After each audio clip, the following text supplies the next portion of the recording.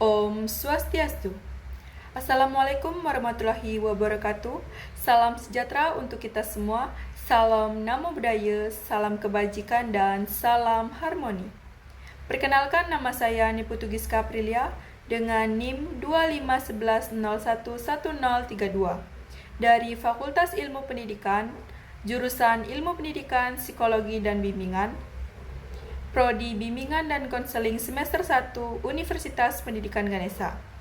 Di sini saya akan menjelaskan secara singkat esai dari dasar-dasar bimbingan dan konseling yang diampu oleh Profesor Dr. Iketut Darsana, MPD, dan Bapak Wayan Eka Paramarta, SPD, MPD.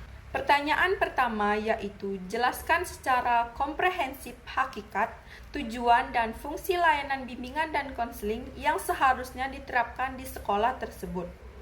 Bimbingan dan konseling merupakan bagian penting dalam pendidikan yang membantu siswa tumbuh secara maksimal dalam aspek pribadi, sosial, akademik, dan karir. Tujuan dari layanan bimbingan dan konseling menurut Permendikbud nomor 111 tahun 2014 adalah untuk membantu siswa mencapai kemandirian dan perkembangan dalam aspek pribadi, sosial, belajar, dan karir. Adapun beberapa fungsi utama dari bimbingan dan konseling meliputi membantu pemahaman diri, pencegahan masalah, memberi bantuan pada siswa yang mengalami kesulitan, menjaga kondisi positif, menyalurkan pilihan karir, menyesuaikan program pendidikan, dan membantu siswa beradaptasi. Selanjutnya, pertanyaan kedua yaitu uraikan asas dan prinsip layanan bimbingan dan konseling yang perlu dijunjung tinggi oleh guru BK dalam menangani permasalahan di atas, serta berikan contoh penerapannya. Asas-asas bimbingan dan konseling adalah prinsip yang membantu konselor dalam memberikan layanan yang efektif di sekolah. Adapun beberapa asas penting yang mencakup yaitu asas kerahasiaan, asas kesukarelaan, asas keterbukaan, asas kemandirian, asas kegiatan, asas alih tangan, asas kekinian, asas kedinamisan, asas keterpaduan, asas kenormatifan, asas keahlian, dan asas tutpuri handayani. Selain asas, terdapat prinsip-prinsip penting dalam bimbingan dan konseling.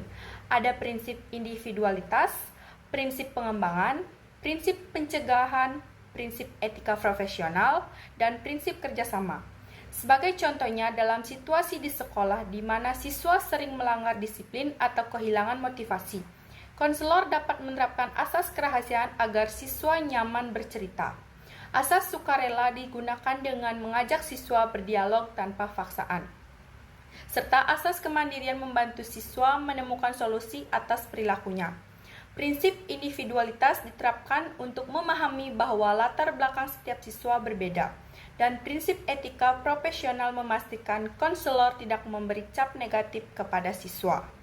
Pertanyaan ketiga yaitu jelaskan dasar penyelenggaraan layanan bimbingan dan konseling di sekolah serta peran konselor dan dukungan kelembagaan yang dibutuhkan agar layanan dapat berjalan secara optimal.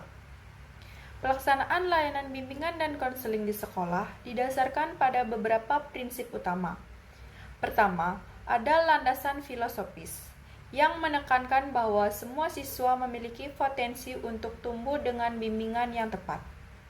Kedua, landasan psikologis melibatkan pemahaman tentang perkembangan siswa melalui teori psikologis yang relevan.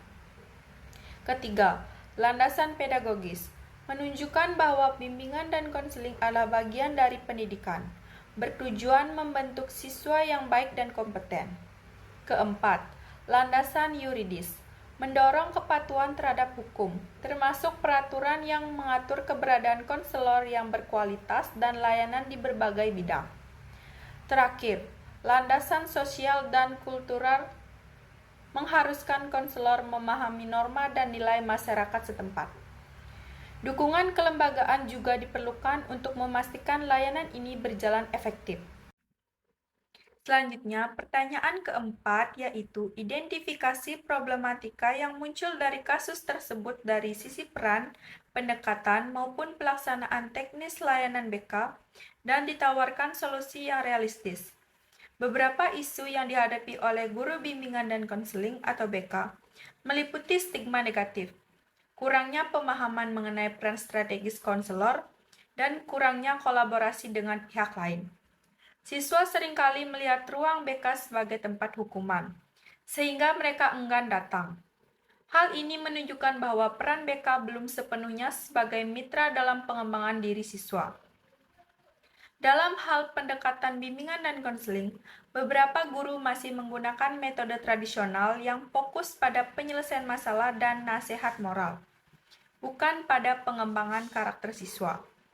Hal ini menciptakan jarak emosional antara konselor dan siswa. Solusi untuk mengoptimalkan layanan BK meliputi mengubah citra BK menjadi lembaga untuk pengembangan diri, memperkuat kerjasama dengan berbagai pihak. Pertanyaan kelima yaitu uraikan bagaimana transformasi paradigma bimbingan dan konseling modern dapat diterapkan untuk menjawab tantangan di atas dan memenuhi kebutuhan peserta didik masa kini. Guru BK dalam BK modern perlu mengikuti beberapa prinsip penting untuk mendukung perkembangan siswa. Pertama, mereka harus berfokus pada pengembangan diri siswa, melihat setiap siswa sebagai individu dengan potensi unik.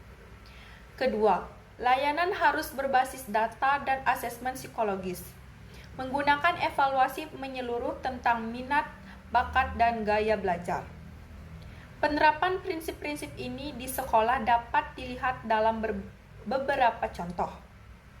Pertama, teknologi digital digunakan untuk konseling daring, memberikan ruang nyaman bagi siswa yang enggan bertatap muka. Kedua, guru BK bertindak sebagai pendamping dan menerapkan metode mendengarkan aktif. Ketiga, layanan BK diintegrasikan dengan penguatan profil pelajar Pancasila untuk mendukung karakter siswa. Itu saja yang dapat saya sampaikan.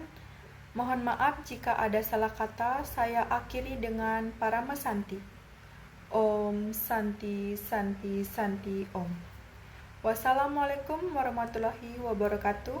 Salam sejahtera untuk kita semua. Shalom, namo buddhaya, salam kebajikan, dan salam harmoni.